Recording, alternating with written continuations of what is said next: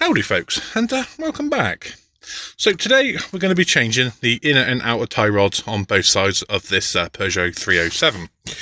Now, once we jacked the car up and I heard a massive cling, the usual, I know that noise, cling. Yep. Uh-oh. So this is what happens when you quote for a job and you get a phone call saying, hey, your spring's broke. Well, it wasn't when it came to you. Wow, it's been busted for a very long time. It hasn't just freshly snapped. This must have been sitting just on here, and when I released the tension off of it, when I jacked the car up, it must have been just enough to scooch down. So it was thing. So it looks like you're going to get a spring and inner and outer track rod end replacement. Double whammy, guys. Look at that. Nothing special really, because it's only a Peugeot, but don't hate the Peugeots because they're good cars. Anywho, we're going to get you dived in and show you guys on what to do and replacing your inner and outer tie rod. Now, as you've already noticed, I've already been ahead and been a bit cheeky and removed the clip. It's not very strong, look. You could probably do it with your fingers or a pair of pliers. That lives. Let me just pull this little fella out for you. Right, so this little clip, he lives on here. And then on the end of here, there's another metal clip, which looks like this. So what I did, oh, that's it, there we go. So what we did for mine is I slid a very long screwdriver up inside here and just busted it off. Oh, and you probably already noticed I've took the inner wheel arch off, because I was sick to death of trying to get my hand up in here and keep catching my hand. And it hurts after a while. So, you know, usual stuff really. But you ain't got to remove it if you don't want to remove this. But like I say, I've done it because I'm sick of catching my hand. Now, once you've busted this clip off, up around here, which is this clip again, and you've gone and pulled it over this way, you will notice on this one is smooth. There's no proper way of getting it off. So what I've used is good old pipe grips. Good old fashioned. Lock it round the back like so, and I'm just going to tighten these up a bit like so, and the more you pull, the easier it is to undo. The more you pull round, the tighter these become. So at the end of the day, don't be worried about, you know, scratching up this one a little bit. The only bit we got to worry about not scratching is all this up in here. But, you know, we're not going to be touching that as we get that back out. And you're going to be like, oh, well, you've already done that. Yes, I have. Because sometimes you smack your knuckles on somewhere under here, and that causes you to swear quite nicely. Anyway, then we're going to move on to this little fella, which is a 16mm on this one. It might be a 17, you know, depending on what make, brand that your track rods were when they were put on, but there will be different sizes, probably, no doubt. But on this one in particular is a 16mm. We're just going to whiz this one off, give this a big smack on the end of here, and knock this down, and just remove the whole entire thing, and I'll show you guys how to measure up to roughly how long it's going to be, because the tracking wasn't too bad on this one. Although, you know, looking at the tyres, look, she's in for tyres as well on the front. So we're just going to get this handled, and I'll get you guys caught up, and I'll show you guys what it is we've got to do to make these the same length. So give me a minute and I'll show you guys in just a second. Right folks, so as you can see, we've got the nut off, and I've just put the nut back on because it was a bit of a handle to get the nut back out the socket. Big lump hammer, and we're just going to hit it right here on the edge. You could probably put a bit of WD-40 in if you'd like to, or something of your choice, but I'm too lazy to get off my arse and go and get it. So here we go. Boom. Sometimes they're that easy, sometimes they're not. But yeah, sometimes it's a bit of perseverance, but yeah. And here we go, look. We're just going to whiz this off of here, look. And there we go. Now, we're going to need to get this boot off, which is going to be rather a hard ass, pain in the ass. So what I'm going to do is, once I've measured it, complete to pleat, is I'm going to cut it, mark it on the other one, and put this back on. But I'll show you how I do that in just a second. Okay, folks, so I thought I'd make this a little bit more interesting for you and show you guys what the difference is at.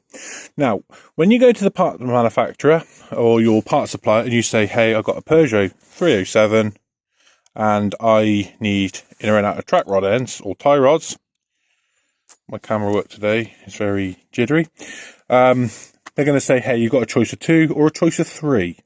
Now, I'm going to show you exactly what it is that is very different. So, we have our original tie rod, which is why we haven't gone ahead and dismantled anything. And then you've got our new one, which is SS6259. And then we've also got a FTR 4993. Now, what that means is the difference in length in the tie rods. So, as you can see here, this one is SS6259, the Fabi one. And if we compare it to this one, look at the difference in length. Okay? This is why when you get your parts, you don't just rip them open and take them out the bag. Because if you do that, they might not take back your parts and say that you've opened them and blah, blah, blah. This one comes like this, and that's why I quite like FAI. And that's why I was really hoping that it was FAI and not first line.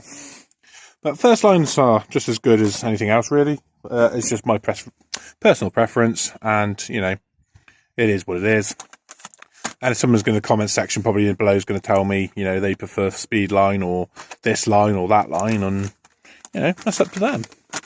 Anywho, we're all open to our own opinions, and I mean, it's interesting to see what parts, you know, you guys prefer to use. So, back to this. Now, as you can see, there's differences right here. There's about an inch difference in length. Now, we also come across two different types of track rod ends. We've got an SS5014, which again is FAI, and these ones are the straight cut. These are the elbows typed ones, like so. And then we come across to here, and we also have SS451, which is, if I take it out and show you guys, look, is a straight cut.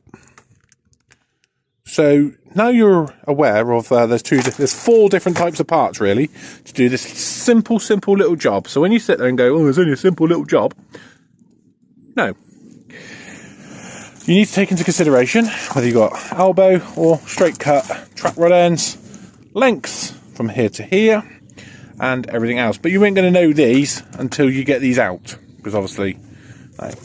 And if I put this one up against there like so, and show you like so, as you can see, it's pretty straight to there, and we're pretty bang on the money there. And this one has a socket we can put on it, which I do currently have. So anyway, without more further ado, and yapping and showing you guys all the different parts and stuff that you can use, I'm going to get on now and get this job knocked out and show you guys what we've got to do to make sure we got our trackings exactly the same, or damn is to swear him. Anyway, I'll get you guys caught up in just a minute and show you guys what it is that I do to make sure it's straight. Right, folks, so what I went and done off camera and got a bit ahead of myself, and I forgot to video it for you guys.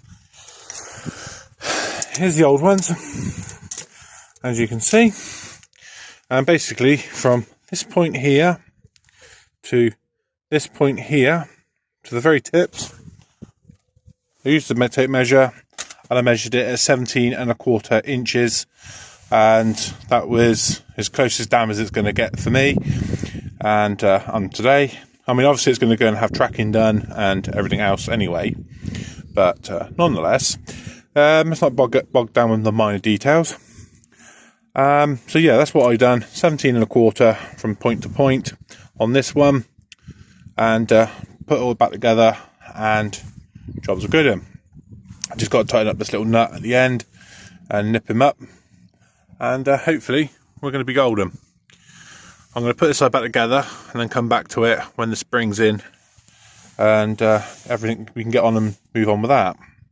But yeah, I thought you guys might have been interested in how I make and measure stuff. And here we go. We've completely done it now, and tighten this up. This hasn't got to be ridiculously tight. Just go ahead and check your Torx specs on your vehicle, because you know some vehicles might be slightly different to others. And up here I'm going to get shot for it, but it is going to be what it is. It's a 2005 Peugeot, and I've just gone ahead, as you can see there, that I've just put a Jubilee clip round it.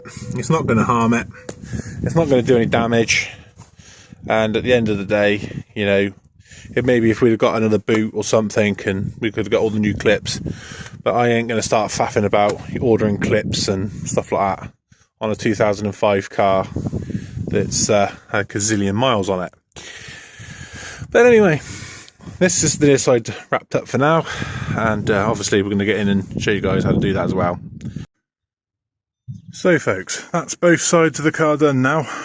Both inner and outer track rod ends were done, and hopefully we should be getting it tracked up in any moment today. I'm not going to go ahead and start doing the video now for doing the spring for you, and what it entails to change the spring.